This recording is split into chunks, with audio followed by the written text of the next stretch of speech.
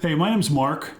In 1998, I started a business called Onboard Images, and we specialize in onboard cameras for mostly race cars at that time and some hydroplanes. Keep in mind, this is way before GoPros. We were building systems based on tape. I mean, the first camera systems I had were little true lipstick cameras tethered to a box with a battery and a camera control unit and a tape recorder. It was 8mm tape, a little bit bigger than a cassette, about 90 minutes of tape. That's what we first started doing. And like I said, it was in 1998 I spun the business off and started it. But before that, I actually started working for a company called CPN Productions out of Clearwater, Florida. Now, CPN Productions was owned and operated by the guy who started the Auto Trader. His name was Stu Arnold. And the Auto Trader was his idea. And if you remember back, if you're old enough to remember back in those days, the Auto Trader was a tabloid publication that you saw in a convenience store stacked up there by the register of the door, and they were 75 cents. And it was a picture with an ad, and the picture described it. And his idea to start it was, he was a used car salesman, and he said, why don't I put a picture with a classified ad? Wouldn't that be better than just reading a classified ad in the newspapers? Well, he ended up doing it himself, started the business, and I had, at that time, my van business in Clearwater, Florida.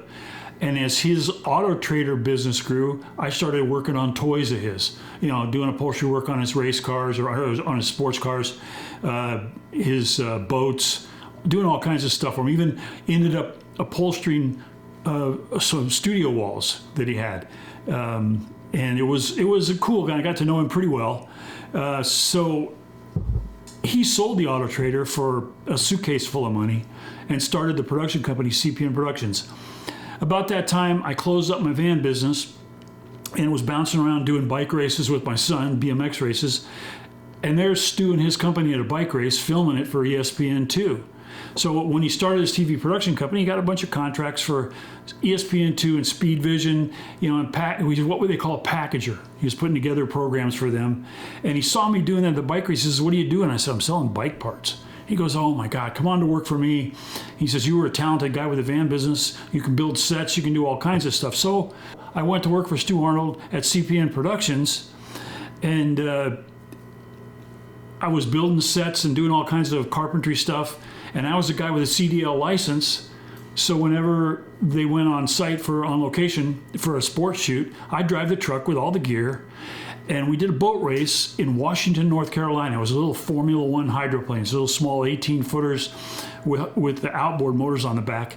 We filmed that race. I went there, got everything done. The guy that was doing the onboard cameras at that time, and again, they were crude. They really weren't very reliable. He couldn't make it. He had a family emergency. So I said, well, I'll try it. And I immediately loved it. I love what we did. So they gave me a little bit of free rein. I started building camera systems, and everything was going well. And he sells out to Diamond P Sports. So a bunch of us got laid off. And at that time, that's when I spun off my own company called Onboard Images and started doing, again, mostly race cars. I was doing all the in-car cameras for the Hooters Pro Cup stock car series on the East Coast, did some hydroplane races, and didn't really get into aviation until about 2000. But that is kind of how I got my start doing onboard cameras.